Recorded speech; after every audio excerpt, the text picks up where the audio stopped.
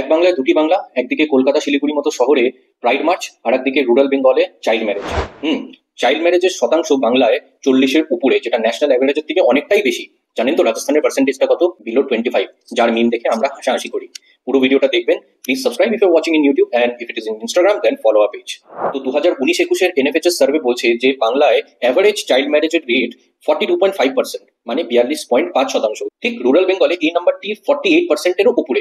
মানে সিচুয়েশনটা কতটাই ভয়াবহ। তবে ইমপ্রুভমেন্ট হয়েছে। 2014-15-তে এই নাম্বারটা 6% আরো বেশি ছিল। এর পিছনে one of the biggest reasons is Kanyashree. আমি বলছি না, ইন্ডিয়ান স্ট্যাটিস্টিক্যাল ইনস্টিটিউট আর ওয়ারউইক ইউনিভার্সিটির রিসার্চ বলছে। কন্যাশ্রীকে ফ্রিবি বলে হেসে উড়িয়ে দিতে পারেন, কিন্তু কন্যাশ্রীর দ্বারা যে 6.5%-এর ইমপ্রুভমেন্টটা হয়েছে সেটাকে তো নেগেট করা যায় না। But is it enough? No.